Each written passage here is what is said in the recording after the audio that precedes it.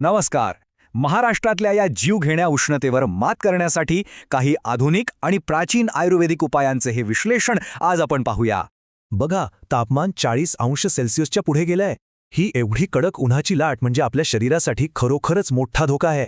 सगळ्यात आधी नुसता उष्णतेचा थकवा आणि चक्क जीवघेणा उष्माघात, ज्याला आपण हीट स्ट्रोक म्हणतो, या दोन गोष्टींमधला फरक समजून घेऊया. हीट स्ट्रोक ही खरंच मेडिकल इमर्जन्सी असते बरं का. अचानक घाम यायचं थांबणं, गोंधळ उडणं ही धोक्याची घंटा असू शकते. आता बचाव कसा करायचा? चला, महाराष्ट्र शासनाच्या सार्वजनिक आरोग्य विभागाने दिलेल्या अधिकृत आणि आधुनिक मार्गदर्शक सूचनांपासून सुरुवात करूया. बेसिक नियम अगदी सोपे आहेत. दुपारी 12 ते 3 कडक उन्हात बाहेर जाणं टाळा आणि सुती सैल कपडेच वापरा. आधुनिक उपायांसोबतच आपला प्राचीन आयुर्वेद काय सांगतो? यात ऋतुचर्या म्हणजे ऋतूनुसार दिनचर्या पाळणं हा एक जालीम उपाय आहे. आयुर्वेदानुसार या ग्रीष्म ऋतूत सूर्यामुळे शरीरातला ओलावा कमी होतो.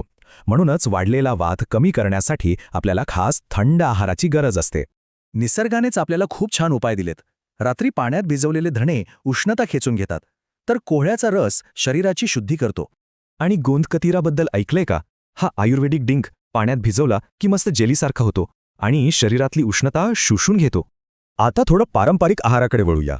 कोकण किनारपट्टीवरचं एक अतिशय लोकप्रिय आणि शरीराला एकदम थंडावा देणारं पेय कोणतं असेल बरं? हो, अगदी बरोबर ओळखलत. सोलकढी हे केवळ चविष्ट पेय नाही, तर ते एक अतिशय उत्तम आणि नैसर्गिक प्रोबायोटिक आहे. ही बनवणं अगदी सोपं आहे बरं का. कोकमचा अर्क आणि ताज्या नारळाच्या दुधाला जिरे लसणाची मस्त सुगंधी फोडणी दिली जाते. हे सुंदर गुलाबी पेय पचन सुधारतं आणि ॲसिडिटी कमी करतं.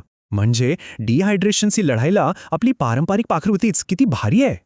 पण एवढी सगळी काळजी घेऊनही कधीकधी आणीबाणी उद्भवू शकतेच. त्यामुळे या विश्लेषणाचा हा शेवटचा टप्पा खरोखरच अत्यंत महत्त्वाचा आहे. हे हेल्पलाईन क्रमांक कायम जवळ ठेवा. कोणाला उष्माघात झाल्याचं दिसलं तर अजिबात वेळ न घालवता थेट 108 वर रुग्णवाहिका बोलवा. आधुनिक मार्गदर्शक तत्वे आणि आपली आयुर्वेदिक परंपरा वापरून आपण आपल्या शहरांना या उष्णतेसाठी आणखी अनुकूल कसं बनवू शकू?